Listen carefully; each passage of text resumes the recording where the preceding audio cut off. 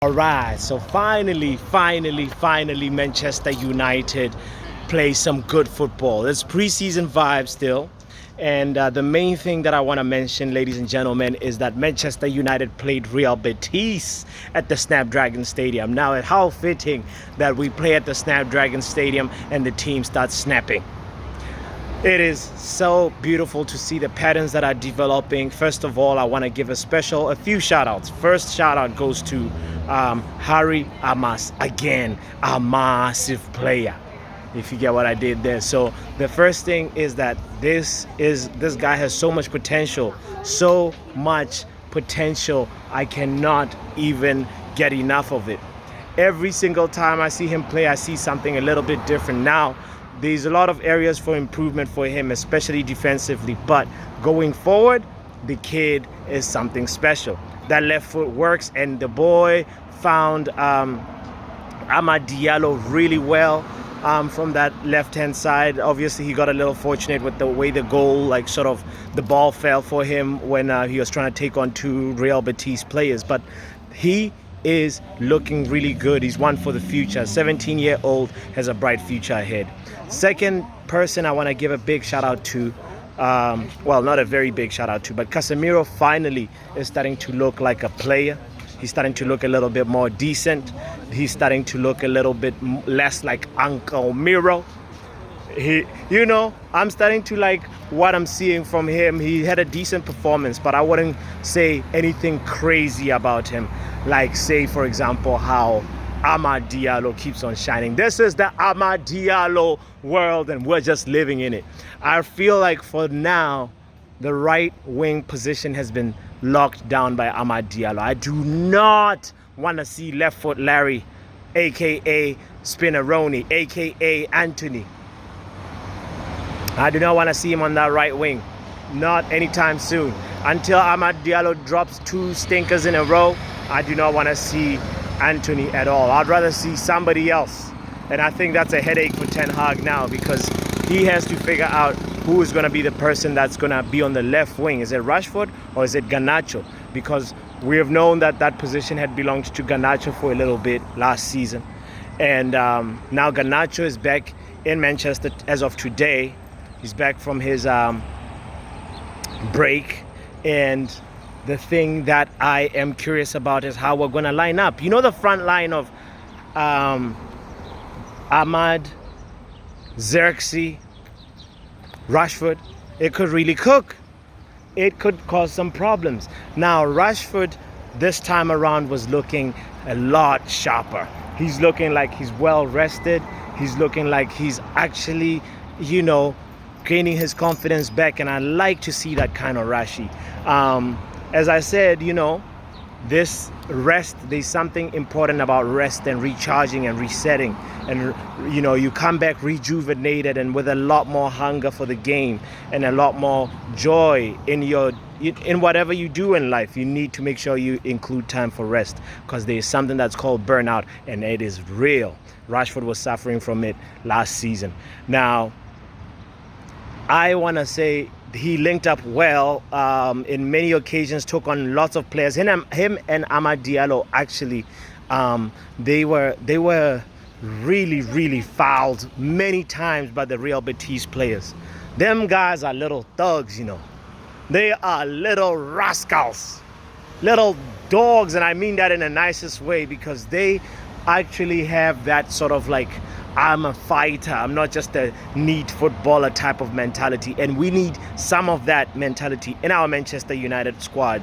And I want to just say I was so worried about Amad Diallo and Rashford. They literally were fouled many times, and I was so anxious, because you know how injuries are so problematic for us right now at Manchester United. I really want to give a big shout out to how these two wingers of ours, Rashford and Amad Diallo, handles a lot of those horrible tackles. The referee was questionable again, but it's preseason.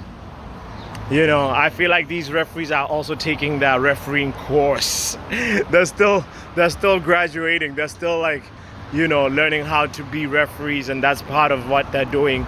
That's how they got the job in this preseason time. So I feel like that's a little bit of it.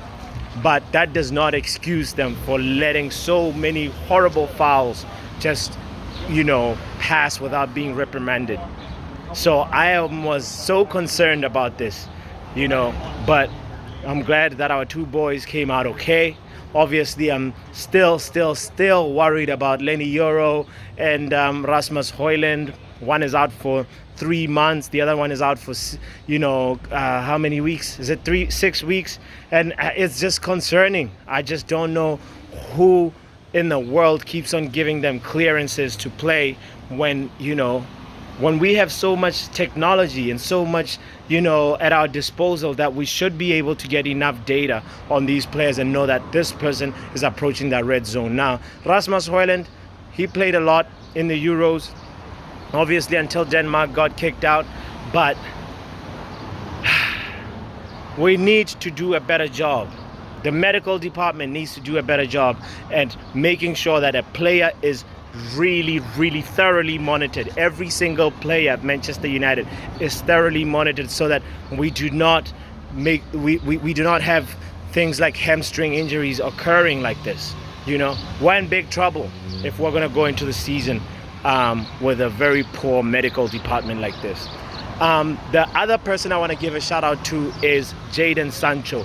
We saw Jadon Sancho in that false 9 position, and boy, was cooking. He was cooking. Now, this is not the first time Jadon Sancho plays that false 9 position. He did that last year in the preseason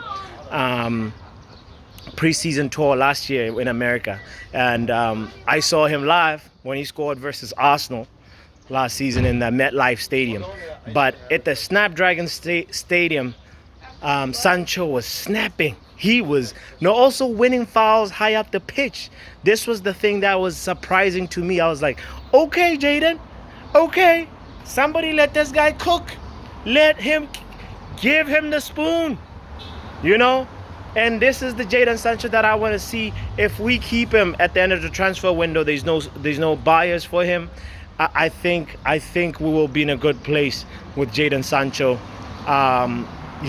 Hopefully he can be used in that false 9 position again, because I don't want to see a situation where, he's trained and the team gets conditioned to Jadon Sancho playing in false 9, and then when the season comes, we don't even see him at all. I talked about the lineup that we could have of Ahmad, and Xerxes and Rashi.